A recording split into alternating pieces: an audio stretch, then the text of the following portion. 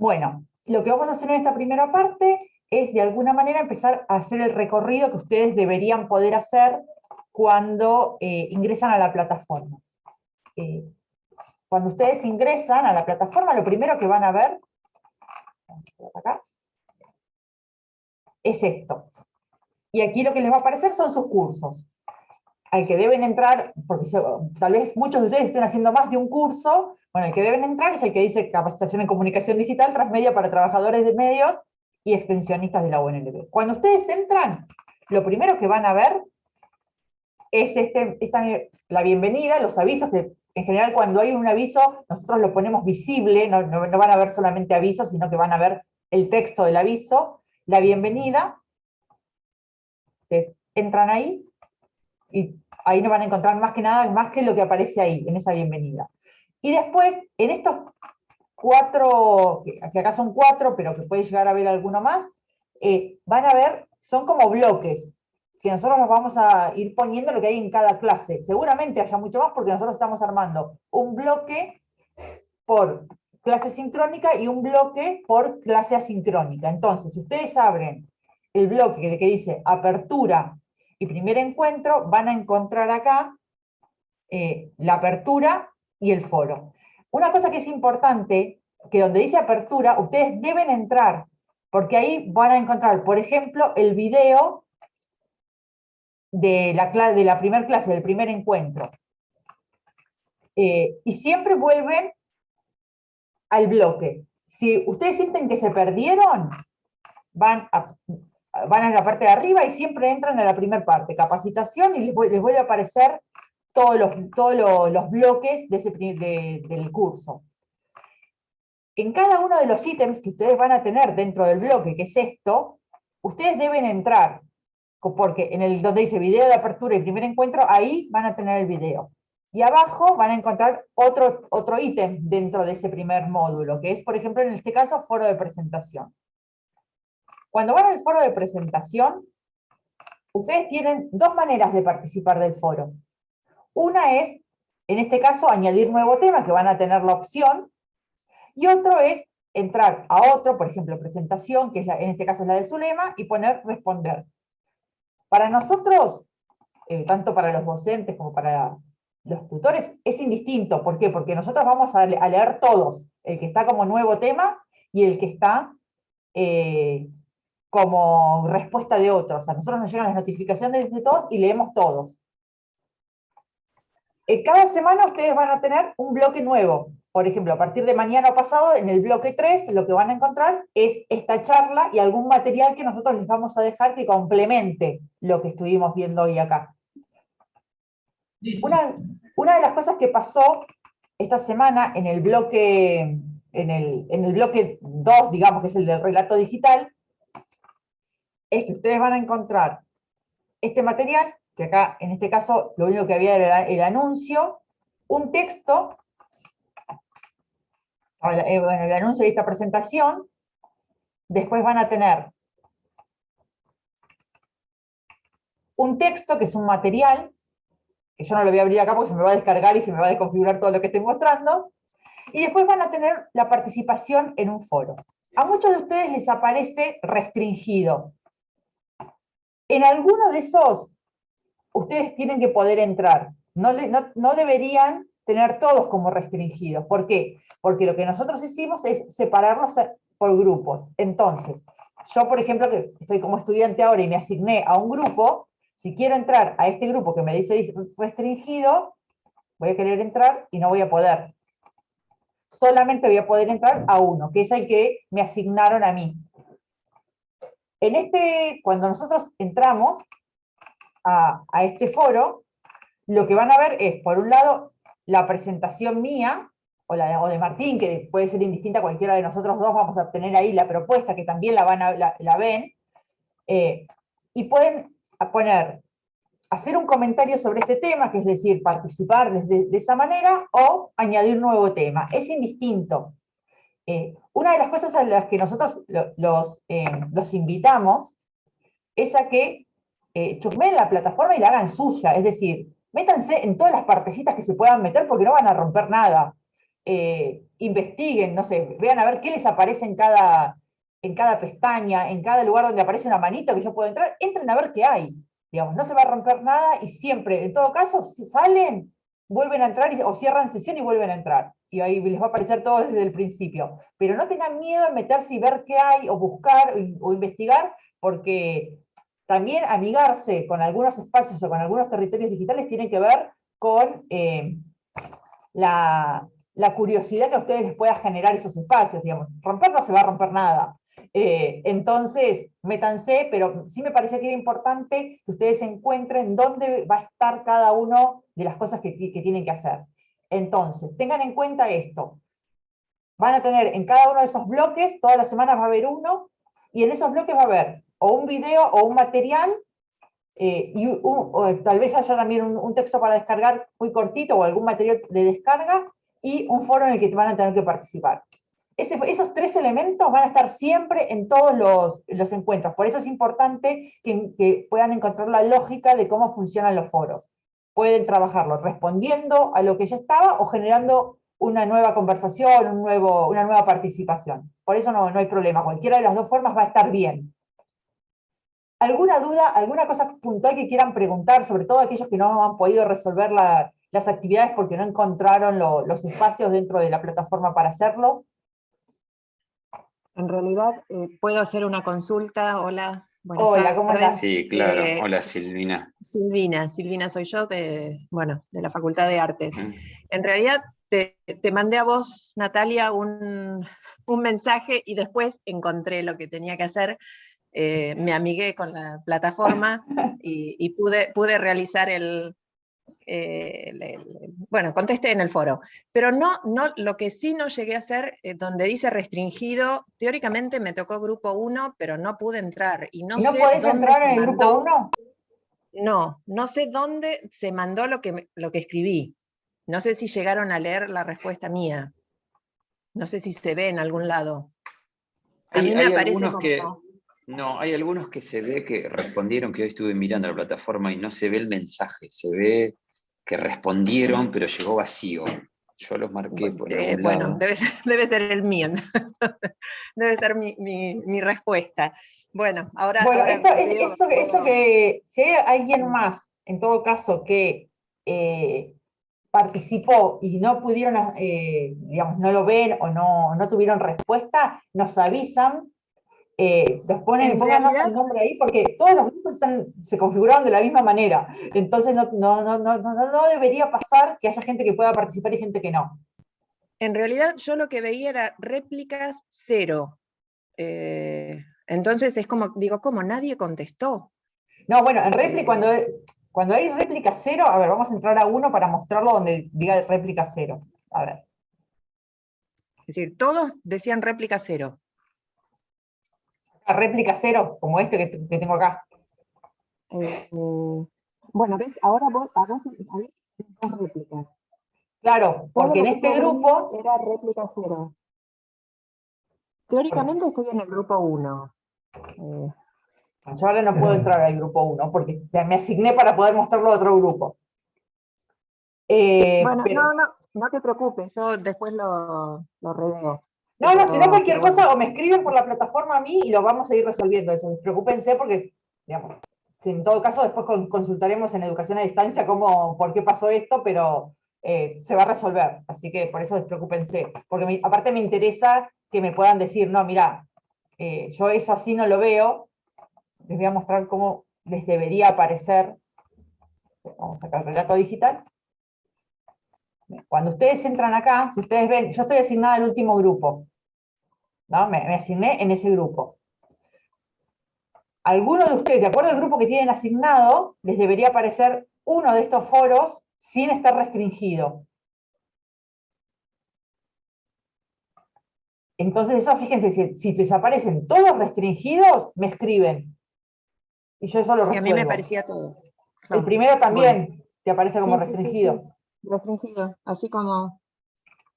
Bueno, entonces eso lo voy a solucionar porque al menos uno les tiene que aparecer como no restringido. Así, digamos, marcado en color, que es el que a ustedes les corresponde. Bien, bueno. Me pongo mute otra vez. Bien. Gracias. ¿Alguien más tiene alguna duda? ¿No? Bueno, otra cosa que yo quería retomar y que es lo que vamos a trabajar en este encuentro, que los que estuvimos mirando, en los que sí pudieron participar del foro del relato digital, nosotros los interpelábamos, les preguntábamos acerca de qué contenidos eran los que a ustedes los interpelaban, les gustaban, consumían.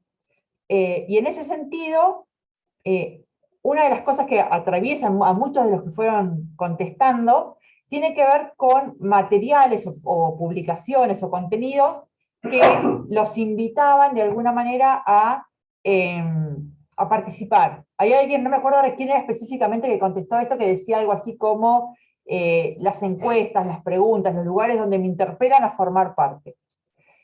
Y en realidad tenía que ver con que nosotros, además de ser productores de contenidos, como usuarios de la red, también somos de alguna manera espectadores de lo que sucede en los territorios digitales. Y hay contenidos que nos parecen más interesantes y hay otros que nos parecen más aburridos. Entonces, en ese sentido, lo que nosotros tenemos que ver es quiénes son aquellos espacios, cuáles son aquellos espacios o quiénes son aquellas personas que generan un contenido que a mí me interpela. Y empezar a mirarlo, ¿por qué me interpela ese contenido? ¿Quiénes son esas cuentas que a mí me gusta ir a ver qué es lo que hacen? ¿Son cuentas que solamente me muestran algo o son cuentas que me invitan a hacer alguna acción? Ya sea participando en ese territorio o solamente son una vidriera. Porque si hay una cosa que nosotros deberíamos corrernos, o un lugar del que nosotros deberíamos corrernos, tiene que ver en el de pensar las redes sociales o los territorios digitales como una vidriera donde muestro lo que hago. Digamos, nosotros no pensamos en los territorios digitales como un espacio de difusión, porque los territorios digitales no se habitan como un espacio donde yo voy a buscar que me muestren algo. Y muchas veces lo que sucede es que por impericia, porque no lo sabemos, o por comodidad, lo que hacemos es subir una publicación contando lo que estamos haciendo. Que no está mal, pero cuando solamente nuestros contenidos se circunscriben a ese tipo de publicación, no genera comunidad. Y si hay algo que es importante en las redes sociales, justamente tiene que ver con generar comunidad. Cuando digo comunidad, me estoy refiriendo a la idea de que es un colectivo de personas que tienen algún interés en común. Pero ese interés en común no alcanza solamente que sea con que, no sé, me gusta ver o me quiero informar sobre lo que hace tal cuenta. ¿Por qué? Porque justamente en nuestro caso en particular, nosotros pertenecemos a una institución de la cual debemos dar cuenta. Sí, Mar. Bueno, que en eso, Nati, yo lo que quería decir es algo importante en referencia a lo que estás señalando, en esto que no es un vidriera, ¿no? O sea, que siempre cuando parece que la comunicación digital, o sea, solo existe justamente en la pantalla, o que solo existe, lo que está diciendo Nati es importante porque siempre tiene que tener una materialidad. Digo, o sea, siempre el mundo online tiene una conexión con el mundo offline. Entonces, cuando hacemos comunicación digital, nunca hablamos de algo puramente, o sea, que tiene o que nace puramente del online, mucho menos ustedes con el tipo de actividades que desarrollan, digo, en los medios de la universidad, como extensionistas en proyectos, digo, no es que seguramente crean un contenido pensando justamente en la no materialidad o en el territorio digital, sino que nos parece importante señalar como una suerte de premisa, una suerte de axioma en este curso, que, digamos, no existe como el territorio puramente digital, que siempre, y por eso tiene la palabra de territorio, ¿no? Que tiene un anclaje a una realidad, a un contexto, a una situación, a descripción de algo, de relatar algo, con las características que adquiere justamente estos lenguajes digitales que son los que empezamos a explorar, con las características que tienen, a veces lo que tiene que ver con la rapidez, la velocidad, la instantaneidad, las pantallas, parece que todo eso va un poco en desmedro de la planificación de la comunicación. Y lo que nosotros queremos hacer muy claro es que todo esto necesita mucha planificación de la comunicación y algo que ustedes tienen en sus saberes, Digo, años de trabajo en los medios de la universidad, años de periodista, años de trabajar en proyectos de extensión, investigación, como se han presentado, años de trabajo sobre un conocimiento que ustedes tienen. Ahora, el desafío está en cómo vamos a contar eso.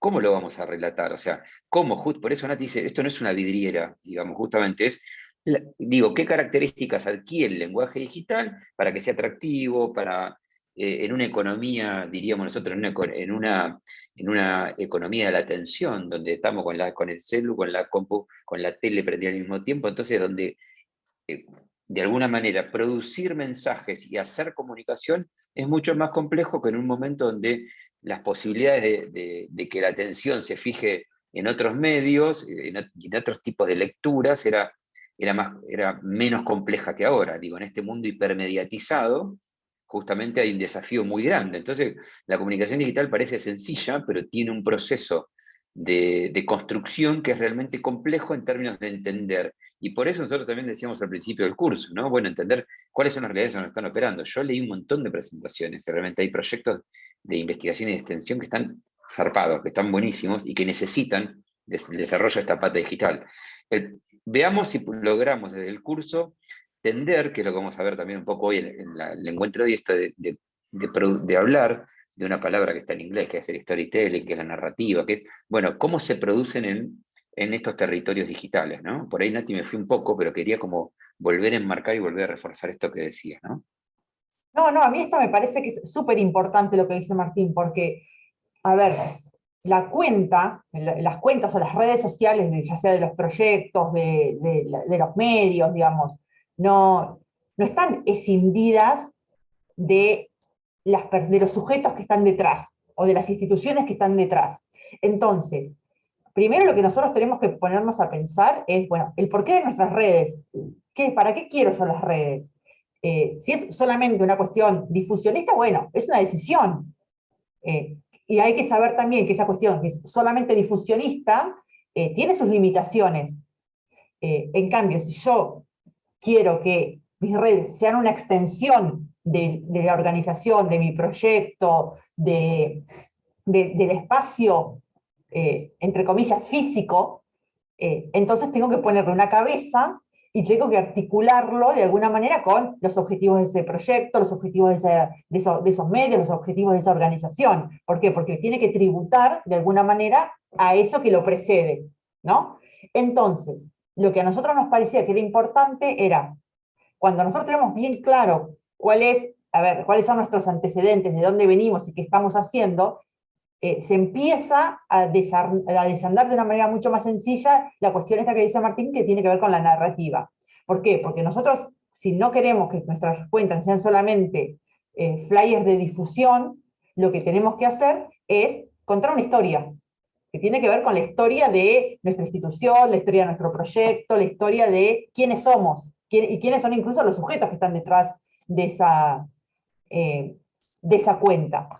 Y nosotros tenemos acá una presentación que después se las vamos... bueno, antes de ir a la presentación, otra cosa que nosotros les vamos a dejar, nosotros les vamos a subir en el módulo de esta clase un material que es muy puntual, que son cosas que nosotros no las vamos a trabajar específicamente en las clases sincrónicas, pero que sí me parece que es importante que lo tengan, que es una guía de publicaciones, de qué cosas les conviene publicar en determinada, en la que les vamos a dejar ahora es de Instagram, pero a ver qué tipo de fotos, con qué tipo de texto, qué es lo que voy a conseguir con cada tipo de publicación, cuándo hacer una encuesta, digamos, es muy pragmática, pero que les va a servir de ordenador, sobre todo aquellos que no tienen que no tienen antecedentes en algunas herramientas de comunicación. Eso se lo vamos a dejar, incluso si después lo ven y les genera alguna duda o quieren preguntar, nos mandan por dentro de la plataforma a Martín, a mí, o al tutor que le haya tocado asignado, así que no hay ningún inconveniente con eso. Y ahora sí vamos a lo que les quería mostrar de Una presentación. la presentación. Vamos a ir acá. Ese documento que dice Nati que nos vamos a compartir está muy bueno, ¿eh? Mírenlo, que es para producir contenido en Instagram, por ejemplo, o sea, tiene cosas muy piolas, es un paso a paso de cómo producirlo. A ver, Que esos son los tipos de herramientas que le queremos dejar para, digo, que en la clase por ahí no alcanza, y en esto parece importante. Pregunta. Sí. Sí, Hugo. Ese material que están diciendo para crear Sí. imágenes en Instagram está disponible dentro del aula. Sí, no, todavía no está, Sí, Lo vamos a todavía subir. lo colgamos, Hugo. Pero el Lo lugar vamos de a colgar. consulta va a estar ahí, eso quiero decir. Sí, pero van a tener lugar, vas a ver que vamos a poner material de descarga y vas a poder encontrar el material, dice manual para el uso o para producir contenido en Instagram. Entonces vas a encontrar el documento y le vamos a poner un título y lo vas a poder descargar. Y Muy así bien. vamos a ir subiendo un montón de herramientas, Hugo, que la idea es que puedan contar con ellas para trabajar en distintas plataformas. Bárbaro. Bueno. ¿Querés arrancar vos, Martín, o arranco yo? Dale, arranco un poquito. Acá hay un montón de palabras en inglés. No es que nosotros nos hagamos los capos que nos gusta hablar en inglés, sino que hay mucho de esto que viene justamente, digo, hay algunas conceptualizaciones que vienen justamente, que están enunciadas en inglés, pero no es en si nosotros, de hecho, ahí veo que en la pantalla hay amigas, hay compañeras, no sé, que trabajan todo lo que es narrativa, de las narrativas gráficas, no sé, la gringa Justi, que además de la codirectora de la radio, digo, hay un montón de gente que trabaja el concepto de narrativa. Bueno, acá lo vamos a ver en términos de las narrativas, justamente de las narrativas transmedia, o lo que son el concepto de el storytelling, ¿no? El de contar. Nati decía hace un rato que lo importante siempre en comunicación, pero también vinculado a comunicación digital, es contar, cómo contar y cómo narrar las historias, siempre buscando un personaje, un conflicto, una situación, algo que se resuelve, digo, y no porque tenga que ser ficción, digo, estamos en un proyecto de extensión y estamos trabajando y estamos haciendo un proyecto y bueno, y contar, pensar en una trama y cómo esa trama se resuelve o cómo se va contando para que resulte atractiva. Estamos trabajando en una tesis, una tesista está laburando, por ejemplo, con el Chagas, digo, está trabajando en la Facultad de Naturales y está contando cómo se comunica el Chagas, que es un desafío, ¿no? De comunicación de la ciencia. Y bueno, y cuesta mucho explicar qué es el Chagas. Entonces tuvo que armar su storytelling, tuvo que armar y tuvo que contar de qué viene el Chagas, cómo se previene el Chagas, qué es la enfermedad del Chagas. Bueno, es un poco de hacer comunicación de la ciencia, pero es importante ver cómo lo contamos.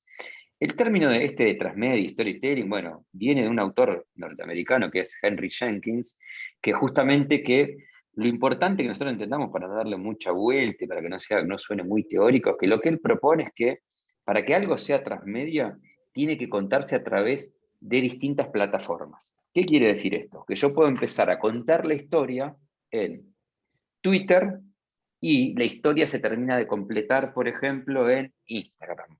Que lanzo en Instagram y se termina de completar en un video en YouTube. Pero que para que sea una narrativa transmedia, lo que propone este autor, deben combinarse de alguna manera el uso de plataformas, que es distinto a un concepto que también va en inglés, que es el de cross-media. Cross-media es cuando vos usás varios medios, pero sin una lógica, digamos. O sea, ¿se acuerdan que hubo un tiempo en que las publis o que las propagandas de la radio, de la tele, se recortaban y se usaban en la radio? ¿Se acuerdan que usaban digamos, el audio de la propaganda de la tele y lo ponían en la radio? O sea, eso durante mucho tiempo fue como casi una revolución en materia de publicidad, que se usaba lo mismo para los medios. Digo, eso es la reutilización, por ejemplo, de una misma herramienta en distintos soportes. Paso del audiovisual a lo sonoro, que voy a la radio. Seguramente acá los compañeros que trabajan en Radio Universidad no, conocen la historia, ¿no? O sea, recorta un pedacito de la publicidad y se pone en radio, entonces claramente la persona identificaba esto con la propaganda y con unas imágenes que se había visto en la tele. La idea del transmedia es justamente construir un relato que utilice y que la historia se construya en más de un medio. Empiezo en la radio, sigo en la tele, empiezo en Twitter, sigo en Facebook, sigo en Instagram. Hay un ejemplo que es de la propia Universidad Nacional de La Plata, que cuando cumplió el año pasado, que eran los 113 años de la universidad, se armó, Noelia también participó activamente en ese proyecto, y algunos otros compañeros de la Secretaría, por supuesto los compañeros de la Universidad, de TVU, de la editorial, que se construyó una narrativa para contar de qué venía. Entonces empezaba con un video, empezaba con un tweet contando los 113 años de la universidad, si eso te llevaba a un video, del video ibas y después terminaba en un lugar que era importante, que una de las cosas que propone Jenkins es la participación de las audiencias. Eso terminaba en una página web donde cada persona contaba su experiencia vinculada a la Universidad Nacional de La Plata. Entonces, tributando eso que Nati se fue recién de pantalla, no sé si sacaste a propósito, pero que era justamente, dejaste de presentar, pero que tiene que ver con la participación de las audiencias. Lo que busca siempre la narrativa transmedia es usar más de una plataforma, más de un medio, y además intentar que las audiencias participen, que las audiencias tengan justamente lo que pasó con este ejemplo de 113 años, no sé si lo estás buscando, Nati, por ahí, pero termina en una página web que se llama En Nuestra Casa de Estudios, donde cada persona que participó del aniversario de la universidad contó su historia de universidad. Y ahí aparecieron personas que contaron cuando empezaron a estudiar, personas que contaron cuando se recibieron, personas que contaron cuando rindieron alguna materia, anécdotas, pero cada uno participó de ese relato, de esa narrativa, contando algo de la universidad. Pero empezó con un tuit de Joaquín B. González, un supuesto Joaquín B. González hablando, festejando y celebrando, después pasó un video, después pasó un audio de Radio Universidad, y después la editorial hizo una infografía sobre la historia de la universidad. Entonces fueron los medios de la universidad contando algo. De eso se trata. ¿Cuáles son los factores claves para entender esto del storytelling, de la narrativa, de cómo contar? Primero, las audiencias están fragmentadas. Ya no se persiguen grandes audiencias. Ya no digo esto de la masividad, en esta era, siempre se piensan como en las audiencias justamente con fragmentadas. Y las experiencias, casi siempre la comunicación está buscando ahora generar experiencias. ¿Vieron que ustedes les venden un vaso en internet o les venden una botella?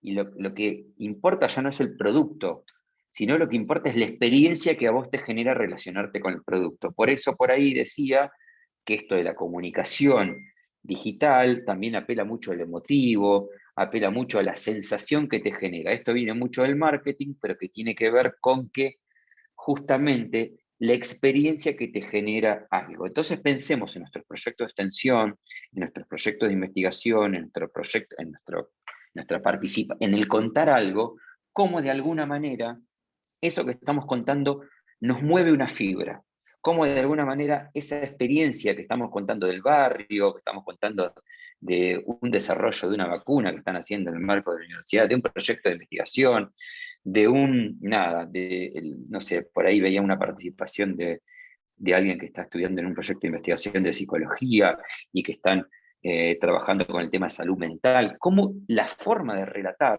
la forma de construir la narrativa, piensa en audiencias específicas con experiencias cercanas que interpelen a los públicos.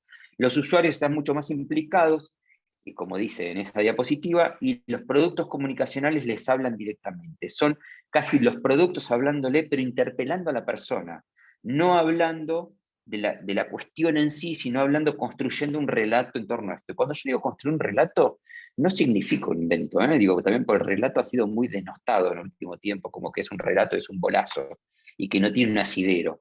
El relato es justamente es hacer hablar de la realidad por sí misma no habla. Entonces, ¿cómo construimos, cómo hacemos, cómo construimos un relato que haga hablar esa realidad? Y justamente en esto de la cultura participativa, en donde los sujetos experimentan una forma de consumir los contenidos a partir de interacción. O sea, ya no se piensa más en la comunicación digital, en que yo cuento algo y que es bien, y digamos lo que venimos de la comunicación, que se para en un paradigma bien informacional, sino que se para en un paradigma. El otro día en la clase de presentación Diego decía algo muy interesante, que todo el tiempo está interpelando al otro, que hay un sujeto, digo, que justamente al que estamos interpelando, que tiene unas motivaciones, unas sensaciones, una experiencia, un recorrido, al que yo le estoy hablando, al que estoy interpelando. Entonces es importante pensar y caracterizar quiénes son esas audiencias, cuán fragmentadas están, si leen más, si el producto que estoy orientando va a Facebook, va a Twitter, digo, ¿y qué características tienen? Por eso son fragmentados. Y ver cómo interpelarlos justamente para que interactúen. Entonces, justamente una de las características que tiene la narrativa transmedia es que la interacción con el usuario modifica el contenido tal vez original, que el sentido que uno le quiso dar. Entonces muchas veces, por ahí estamos dando mucha información en muy poco tiempo, así que no se asusten si no estamos entendiendo algo, porque lo repasamos, vamos a colgar información, no queremos que parezca algo muy alejado de la realidad. Estamos dando algunas pautas y le vamos a dejar las presentaciones, bibliografía y alguna reflexión que podamos hacer en conjunto sobre sus experiencias cotidianas que nos lleven a pensar. Digo, narrativas transmedia existen desde la época de la Guerra de las Galaxias, básicamente. Cuando se cuenta la Guerra de las Galaxias, está pensado como una de las primeras narrativas transmedia, que se empezó con una película y terminó en cómics, que terminó, en miles de formatos, se terminó armando una narrativa con miles de formatos que conformaron justamente eso, ¿no? Entonces es Perdón, importante. una cosa que quería Sí. aclarar, incluso para que se den cuenta de cómo cuando pasa digamos, cuando está atravesado por la cultura participativa, el productor de contenidos pierde un poco el control de qué es lo que está pasando con eso, que es un riesgo, pero que es un riesgo que está bueno porque vos atrás de eso generás comunidad. Y en el ejemplo que ponía Martín de la Guerra de las Galaxias, es transmedia en términos de que excedió la película, y no solamente que hubo producción de otros materiales desde la producción de la Guerra de las Galaxias, es decir, desde la industria, sino también desde las comunidades que hay en torno a la Guerra de las Galaxias. Y estoy pensando, por ejemplo, en las performances en las que las personas, los sujetos, porque ni siquiera estoy hablando de usuarios en ese momento, los espectadores, podríamos decirlo, no sé, se luqueaban como los personajes y hacían actividades performativas en relación a la Guerra de las Galaxias, que no tienen nada que ver con la producción de la película, sino que retomaron la propuesta discursiva, narrativa de la Guerra de las Galaxias, se la apropiaron y hicieron otra cosa. Y es súper interesante cómo se creó una comunidad, obviamente la Guerra de las Galaxias, y hay otro montón de experiencias de la industria cultural que salieron de la industria y se volvieron comunidad por fuera de la industria.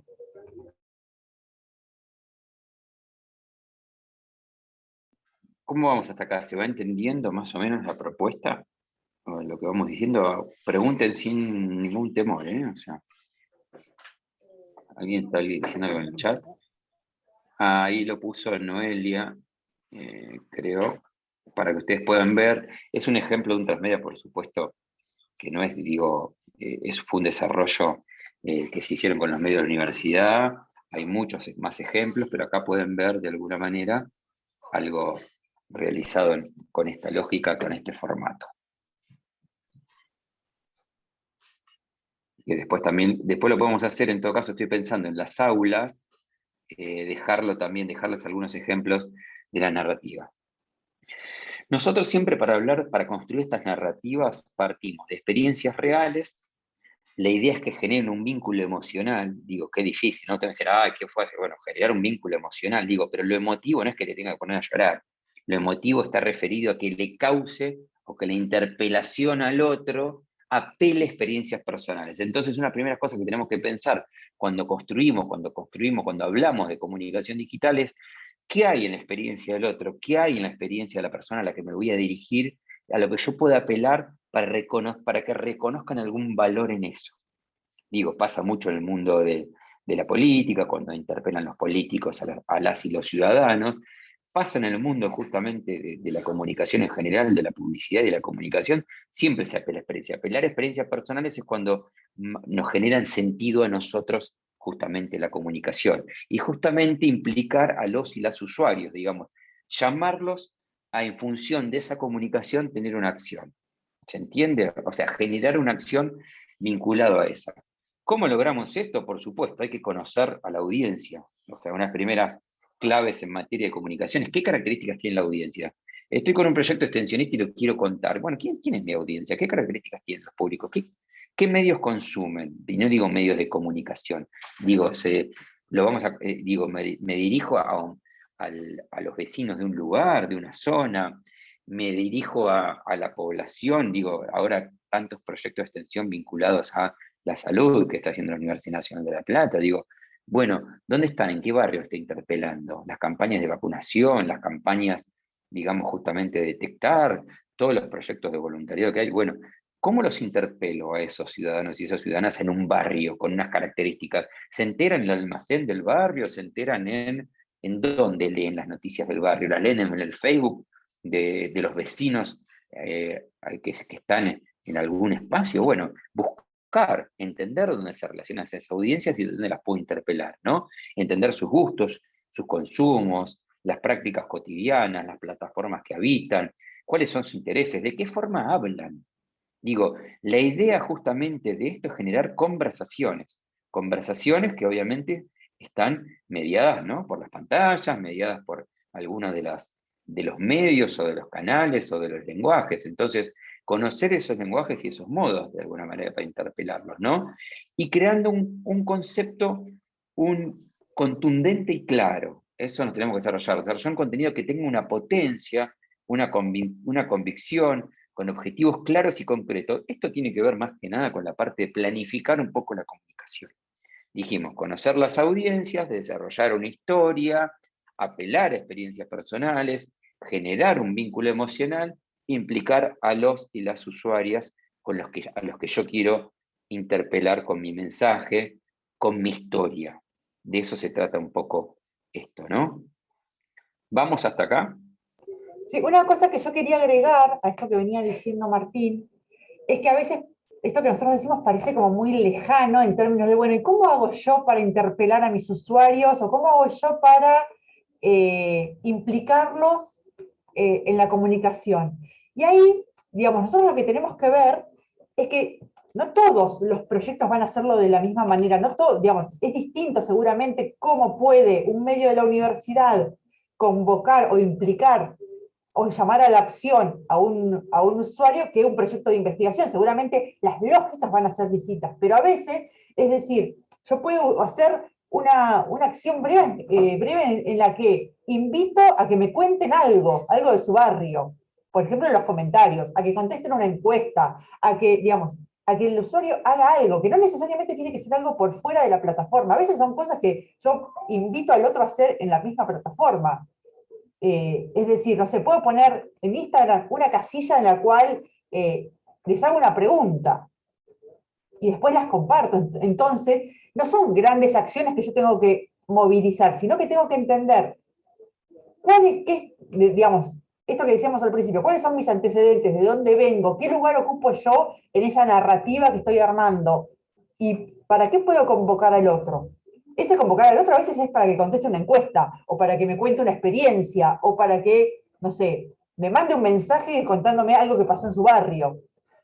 Pero armar comunidad tiene que ver con implicar al otro en mi propio proyecto. Que a veces esa implicación o esa convocatoria es chiquita, no necesariamente lo que convocar físicamente que venga a hacer algo, sino por ahí lo que yo quiero saber es que me cuenten algo particular de sus intereses, ¿no? Entonces ahí, en ese llamado a la acción, yo estoy convocándolo y me estoy interesando por algo que le pasa al otro también. Empezamos a construir de alguna manera con ese otro.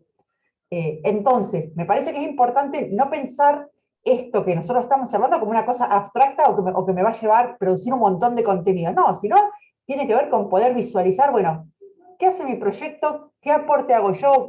¿Cómo puedo convocar al otro? Y a veces son acciones muy chiquitas, como por ejemplo, no sé, poner una casilla en una historia de Instagram en la cual invito a los que me leen a hacer algo. Hacer algo como, no sé, contarme una historia, responder una pregunta, pero tiene que ver con pensar contenidos que de alguna manera empiezan a involucrar al otro. De hecho, pueden empezar a probar y Sí, hacerlo con cosas muy chiquitas, no necesariamente. Después podemos pensar algo más grande, pero empezar a probar cómo empieza a funcionar ese ida y vuelta, esa construcción colectiva, conjunta que nosotros hacemos con nuestros usuarios, nuestros seguidores, o incluso también con la comunidad en la que nosotros estamos, incluso en el territorio más físico. Empezar a pensar que nuestras redes sociales también son un territorio en el cual podemos hacer cosas, que no solamente tiene que ser un territorio para mostrar lo que estoy haciendo, solamente como para dejar, bueno, hice esto y te lo pongo acá. Bueno, no, también podemos utilizar las redes de otra manera, ¿no? Que construyan un territorio que se habite, no solamente que se mire, que se habite ese territorio. ¿Alguien quiere hacer alguna Estaba, pregunta, algún comentario, algo? Porque sí, eso. Sí, a ver, en realidad la hice yo, la escribí en el chat. Otra bien. vez soy Silvina. Sí. Hola, La Silvina. pregunta ¿es cierto eso de los algoritmos? Ahí está, vuelvo con la cámara, a ver. No. Está bien. A ver, lo de los Ahí te algoritmos, vemos. sí, a ver, el algoritmo existe. Digamos, no, Ajá. las redes funcionan con un algoritmo en el cual a nosotros nos van a aparecer en nuestro feed, a ver, en la línea de contenidos que nosotros vemos cuando entramos a las redes sociales, sí, nos van a aparecer cosas que a nosotros nos interesen.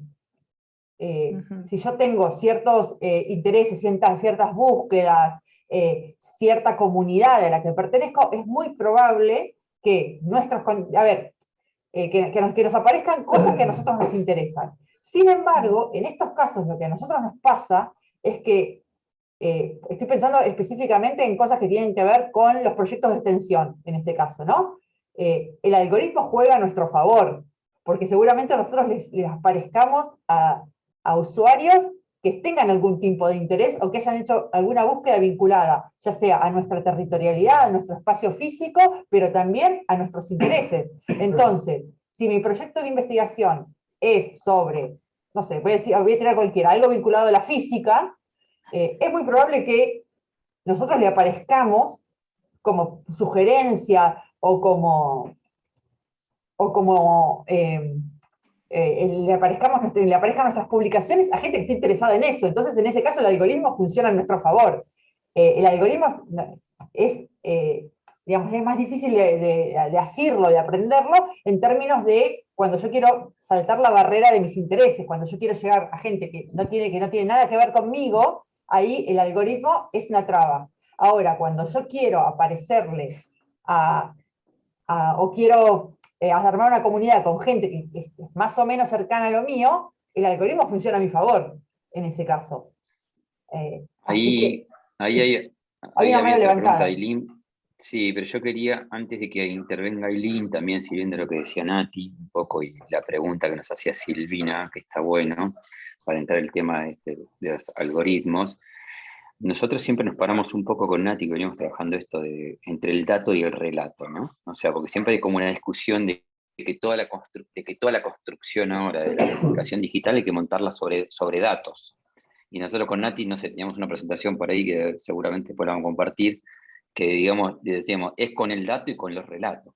Justamente, vos con el dato, si el dato no lo haces hablar, no contás, entonces los algoritmos existen, por supuesto, o sea, marcan tendencias, formas, preferencias, gustos. Nati decía, les pasará a todos que navegan en Facebook, en Instagram y les aparece, porque si ustedes están buscando comprarse una bicicleta, les aparece publicidad contextual de bicicletas. Digo, de eso se trata el algoritmo, ¿no? O sea, lee nuestros gustos, nuestras preferencias y en función de eso focaliza más que nada. Porque el algoritmo también es un negocio, pero porque el algoritmo también nos da un montón de pautas sobre horarios de consumo de información, franjas etarias, gustos, posibilidades de hablar de esta manera y no de esta manera. Digo, los algoritmos tienen, digo, siempre no se puede parar en la tecnofobia o en la tecnofilia, ¿no? Tecnofobia es como que todo lo tecnológico nos quieren robar, nos quieren vender, y bueno, le tenemos fobia a lo tecnológico, entonces no hacemos nada, no ponemos un dato en internet, y después están los que son claramente pro tecnologías y que creen que toda la evolución. Digo, para la construcción de esto, de los relatos, se necesita justamente basarse en algunos datos reales. Nosotros dijimos conocer la audiencia, en qué horario. No es lo mismo posteo en Instagram o en Facebook a las 8 de la noche que a las 6 de la tarde. Hay como un prime time también en las redes sociales. Hay un balance entre imágenes y cantidad, digo, para llegar a más o menos gente. Hay unas palabras claves que tenemos que poner que nos va a hacer llegar. Y los algoritmos muchas veces nos ayudan a reconstruir y reconfirmar esa estrategia discursiva. Pero vamos con las preguntas. Estaba Aileen, si yo no leí mal, y Macarena por ahí. Aileen. Buenas, ¿qué tal? Es más que nada también un comentario. Yo vengo del lado de la extensión y bueno, justo este mes que pasó estuvimos yendo al barrio haciendo unas actividades presenciales. Hicimos como una obra de teatro que se fue armando, se casaron como sonidos, hay fotos, videos, y distintas acciones. Y yo justo ayer estaba armando como todo el contenido de una publicación y estuve pensando un poco en esto. Y se me hace difícil a veces donde la mayoría de nuestros esfuerzos están puestos en la presencialidad, en el barrio. O sea, nuestro enfoque está ahí y hacerlo en una red social, donde a veces se pierde a dónde queremos llegar, es un poco difícil. Creo que es como darle una vuelta de tuerca a eso, a no solo el contenido presencial, como en nuestro caso en el barrio, sino a otra audiencia, que es la de las redes sociales. Pero bueno, como que lleva un poco de su tiempo también buscar la vuelta y no sé qué contesten, digamos. Bueno, a ver, varias cuestiones. La primera pregunta que yo les haría es, ¿para qué tienen las redes? Las redes sociales, las digitales, digamos. Esa es la primera pregunta que yo les haría. ¿Qué aportan esas redes sociales a el proyecto de extensión? Y ahí vos vas a empezar a poder separar de alguna manera si es solamente para mostrar lo que estoy haciendo, y ahí buscamos unas estrategias que puedan armar una comunidad en torno a eso, o si las redes sociales pueden aportar algo a ese proyecto de extensión. Entonces, a partir de que ustedes puedan decidir cuál va a ser el rol de ese territorio en el proyecto, es que podemos empezar a definir qué tipo de contenido. Que incluso si yo decido que sea un contenido que solamente sea difusionista, que solamente muestre lo que nosotros hacemos, también podemos armar alguna estrategia o pensar alguna estrategia que me permita a mí hacer crecer a la comunidad en torno a eso, ¿no? Por ejemplo, hay cosas que yo gestionaba una cuenta que era puramente difusionista. Y lo voy a contar porque el ejemplo sirve, no es por fuera de la universidad. Gestionaba una cuenta de un club de fútbol de barrio, ¿no? Entonces, en el cual es muy difícil llamar a la acción ahí. Pero le fuimos encontrando la vuelta, ¿por qué? Porque todas las semanas publicábamos las fotos de los partidos, invitábamos a los chicos a que se etiqueten en esas fotos, a participar creando algún tipo de contenido en el cual pudieran formar parte también de la creación de los contenidos de esa cuenta. Y era solamente difusionista, digamos, nosotros no pensábamos en ese momento que esa cuenta podía ser un territorio que también esté habitado por los usuarios. Entonces, primero esto, pensar, bueno, ¿qué rol ocupan nuestras redes en nuestro proyecto? Y a partir de ahí ordenar, bueno, ¿cómo podemos mejorar esos contenidos? Pero me parece como que eso es clave, esa definición es clave en torno a las redes, porque seguramente lo que te va a pasar es que, bueno, tengo un montón de cosas y las quiero mostrar porque lo hice y porque está bueno. Bueno, tal vez tengas que buscarle la vuelta de qué hago con ese material. Tal vez se pueda hacer un pequeño videíto, tal vez no tenga que ser subir solamente un slide de fotos en las cuales solamente haya que pasarlas. Digamos, se puede armar un contenido en el cual la gente que participó o la gente que no participó, pero que forma parte del barrio, también le interese verse. Algunos tips que son, sobre todo en Instagram, cuando subimos ese contenido, marcar la localidad, digamos, con las etiquetas que nos permite poner esa red social, poner la localidad, etiquetar a la gente que está en esos espacios, digamos, todo eso te va a permitir ampliar el engagement de alguna manera de esa publicación. ¿Te sirvió más o menos? Había más preguntas. Sí, ahora creo que estaba... Igual vamos resolviendo, pero está Maca y Marcos Clavelino después, sí, por las manos Sí, levantadas. hola, ¿qué tal?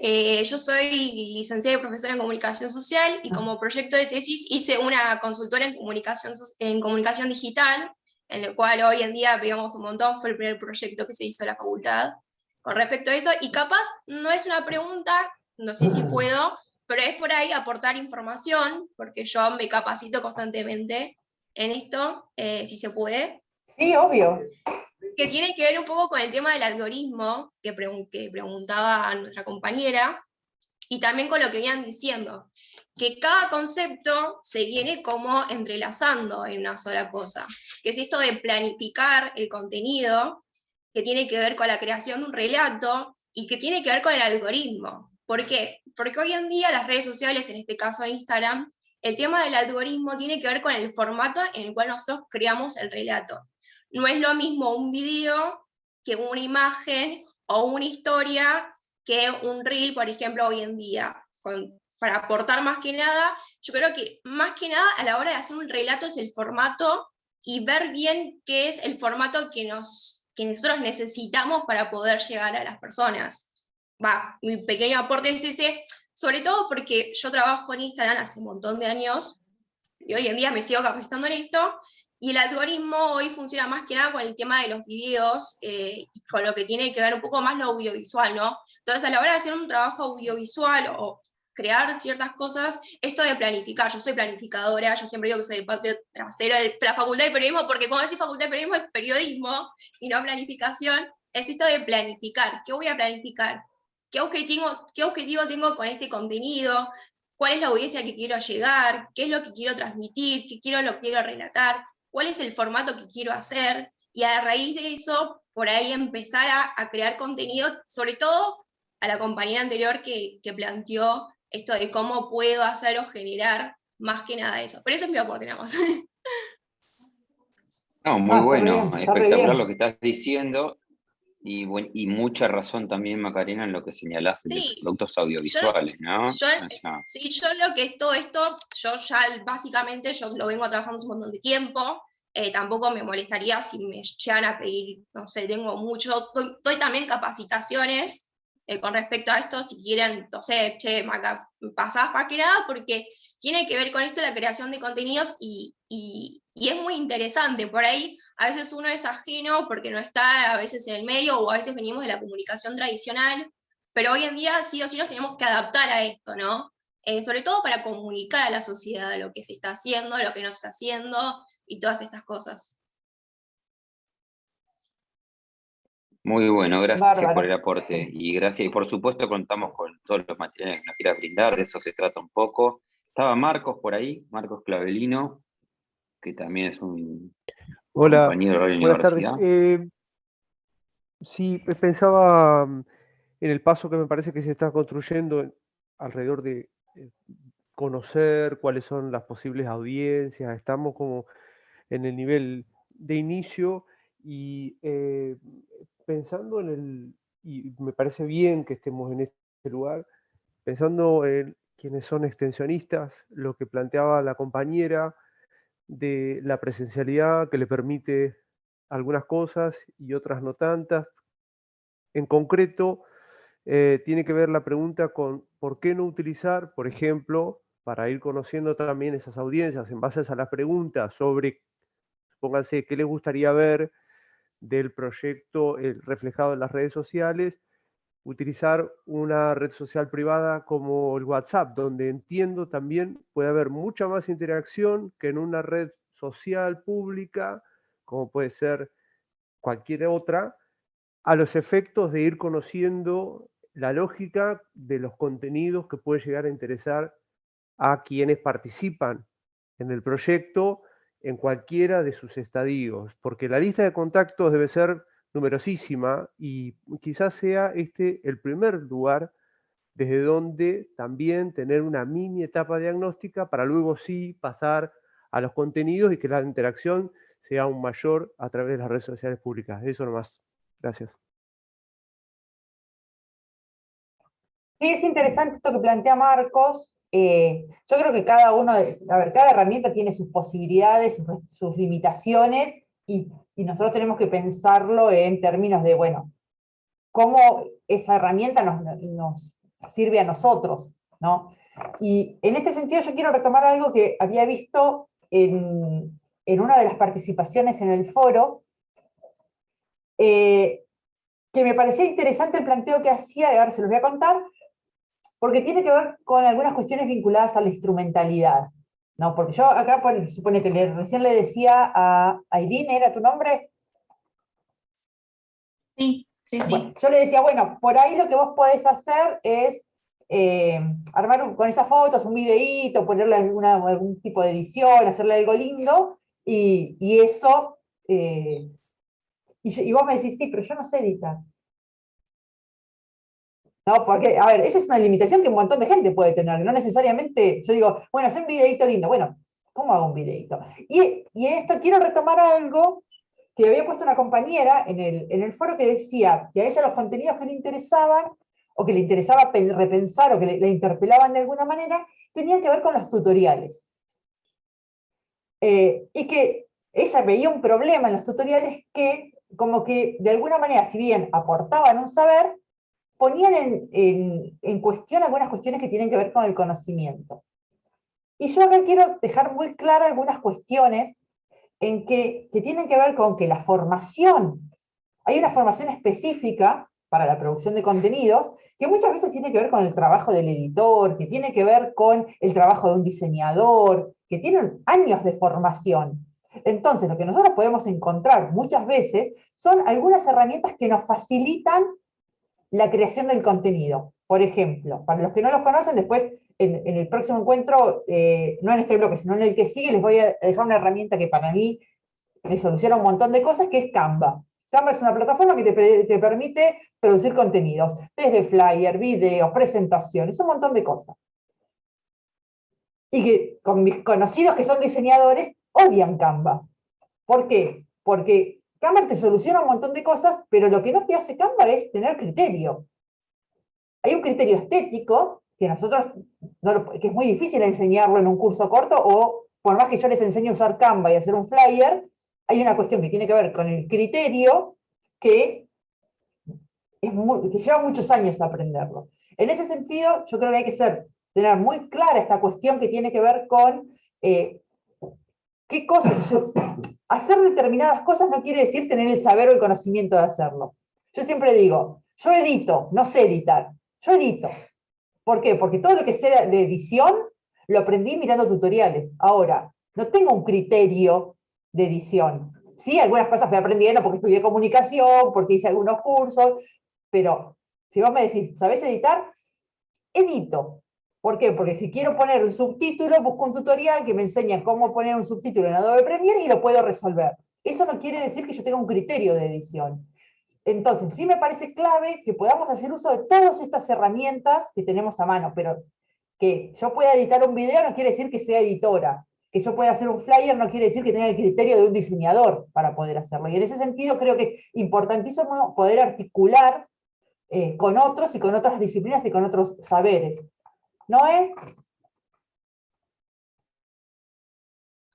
No, un comentario que para la compañera, para Eileen, y enlazado a lo que decía recién Marcos, que se me vino a la memoria cuando Marcos habló, Sabelino, del WhatsApp. Claro, uno a veces piensa en el WhatsApp como una herramienta privada, digamos, pero me acordé que para principios de año desde la Prosecretaría de Medios hicimos una campaña de difusión sobre el Día del Respeto ahora no me acuerdo, perdón, en conjunto con la Dirección de Migraciones, que tenía que ver con, bueno, con los derechos de los migrantes. Y particularmente hicimos uno específicamente para WhatsApp. Nosotros todo lo que vamos haciendo en la Prosecretaría lo publicamos en nuestras redes, pero este lo hicimos específicamente para WhatsApp, que está bueno también pensarlo para los proyectos de extensión. Hicimos una serie, digamos como un flyer, que era 1 minuto 30, con audio, porque pensamos justamente en las personas que iban a acceder a esta información, que muchos y muchas migrantes no saben leer y escribir, entonces necesitábamos que tenga audio ese flyer, ¿no? O sea, estábamos informando sus derechos como migrantes en relación a la pandemia, ¿no? Que, digamos, que se podían acercar a un hospital público, que te podían recibir información acerca del COVID, pero además que tenían derecho a vacunarse, bueno, etc. Y pensamos uno particularmente para WhatsApp, que tenía que ver que esa misma información estaba con audio en Wolof, porque en la región hay una gran comunidad que habla Wolof y que tiene que ver con los migrantes caboverdianos. Y ese no lo publicamos en nuestras redes, porque llamativamente aprendí que el Wolof es un dialecto que para decir hola están 1 minuto 30, digamos. Ese video que en español nos resultó de 1 minuto 30, en Wolof era de 7 minutos y era impublicable. Entonces dijimos, bueno, nos interesa que le llegue a este grupo de personas y lo hicimos específicamente para WhatsApp y circuló solo para WhatsApp. Está bueno pensar en eso, digo, como para los proyectos de extensión. Quería hacer solo ese comentario, capaz que a la compañía le sirve. Muy bueno. Está Marcos de nuevo, Nati, me parece, ¿no? ¿Qué quiere decir algo más, Marcos? Perdón, una cosita. Lo más importante que me había quedado era pensar si en realidad podrían utilizarse los estados de WhatsApp para la formulación de estas preguntas que nos determinan cuál es la audiencia a la cual nosotros nos vamos a dirigir, por el caso de quienes trabajan en extensión, quienes son extensionistas. Los estados podrían ser también esa suerte de red social, si bien es privada, con una serie de contactos a los que nosotros llegamos porque previamente los tenemos cargados, pero nos pueden generar también una línea de base por donde empezar a trabajar cuáles son los contenidos, o pueden empezar a trabajar cuáles son los contenidos de interés para luego volcarlos también en las redes sociales. Eso nomás. A ver, sí, me parece que WhatsApp es una herramienta en todo, digamos, ya sea como canal de difusión, como, digamos, desde las listas de difusión, desde los grupos de WhatsApp, desde los estados de WhatsApp, es una herramienta súper interesante que permite eso. Después tiene que ver con si, por ejemplo, si uno lo va a hacer desde su propia cuenta personal, a ver, desde mi WhatsApp, porque, por ejemplo, yo tengo mi red de investigación, si se quiere, o de trabajo, pero también tengo, o sea, mi mamá en mi estado de WhatsApp, que puede ver mi estado de WhatsApp. Entonces, tal vez se pueda setear eso, o tal vez se pueda conseguir una cuenta que sea específicamente para ese proyecto y donde vos tengas alojados tus contactos. Digamos, me parece que hay un montón de estrategias que te permiten sistematizar esa información que nosotros necesitamos. Lo que sí me parece que es importantísimo es que cuando nosotros abrimos esos canales, hay que dar respuesta después a eso también. Porque abrir y que después quede en la nada también queda una situación de orfandad al otro, en el cual nos pone a nosotros en un lugar de que, bueno, abrí todo esto y ahora ¿qué hago? Entonces, cuando nosotros abrimos un canal de construcción colectiva, o ya sea de búsqueda de información, tiene que haber una retroalimentación después, aunque sea una mínima contestación de que del otro lado hay alguien. Eso que yo dije no quedó en la nada, en la nube, así flotando en internet como si nadie lo leyera. Entonces, por eso para mí, en este encuentro lo que nosotros queríamos era, bueno, pensemos la comunicación, no solamente la comunicación digital o las redes de nuestros proyectos, de nuestros espacios, sino también la comunicación como una arista importantísima de nuestros proyectos.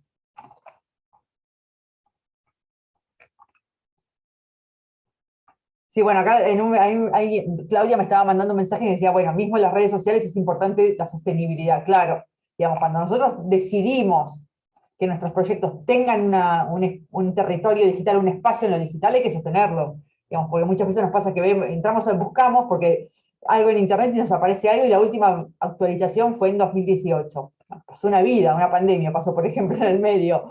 Entonces es importante también pensar que si decidimos tener redes sociales, es un espacio que hay que sostenerlo, ¿no? Me parece que es importante esto. Bueno, nosotros tendríamos que ir cerrando para no extendernos más. Tenemos un montón para hablar, pero sí, la verdad que se hace pesado para ustedes. Queremos que trabajar, digo, la idea de trabajar un poco con la plataforma es que la conversación continúe por ahí. Nos quedan todavía un par de encuentros sincrónicos, pero la idea es no atormentarlos con contenido y hablándoles, sino que también podemos ir haciendo reflexiones en función también de lo que estamos conversando, ¿no? Nosotros les vamos a dejar estas placas que trabajamos hoy acá, vamos a subir el video de este encuentro para el que lo quiera volver a ver o lo que consideren. Y obviamente van a tener un llamado de la acción, digamos, un espacio donde van a tener que participar. Es importante, para nosotros es súper importante que ustedes puedan participar por esta cuestión de que para nosotros lo que ustedes hacen en la plataforma es un insumo que nos permite todo el tiempo ir repensándonos en los contenidos que, si bien nosotros tenemos una planificación armada de qué vamos a dar en cada encuentro, qué vamos a trabajar en cada encuentro, hay muchas cosas que las vamos retomando a partir de lo que ustedes van planteando.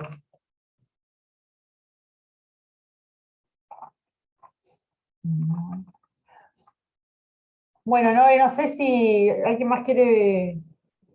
Ah, esto es importante. Nosotros lo que estamos haciendo, las clases van a quedar siempre, las sincrónicas los martes que nos corresponde clase de sincrónica van a quedar los días martes. Seguramente el horario vaya rotando, porque hay gente que, por ejemplo, que está trabajando en este horario y no puede asistir, entonces por ahí le conviene a la mañana, entonces vamos a tratar de ir haciéndolo en distintos horarios para que todos puedan participar al menos alguna vez en la instancia sincrónica. De todas formas, el video queda subido después en la plataforma y lo pueden ver. Lo que se pierde cuando lo ven en diferido justamente es esta posibilidad de charlar, de preguntar y que tanto Martín como yo o los tutores o hacer un intercambio con todos los participantes. Pero supongo que ya para cuando estemos más cerca de la fecha del próximo sincrónico les vamos a pasar el link y el horario en el que va a ser la próxima. Y también, bueno, obviamente, si no les vuelven a aparecer los foros, o si siguen teniendo inconvenientes, yo ahora voy a tratar de resolverlo lo antes posible, y si no, me escriben por favor, porque eso es algo que para mí es súper importante.